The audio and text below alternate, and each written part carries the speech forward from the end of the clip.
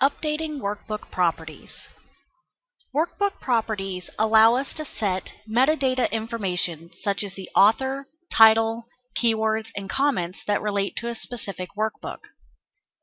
To get to this information, you click on the File tab and you come over to the Properties section. Clicking on the drop-down list for the Properties section allows us to show the Document panel. The Document panel will let you set an author, title, subject, keywords, category, status, and comments about this workbook. This information is helpful to other people that may be using the workbook or when you need to keep separate versions of a workbook.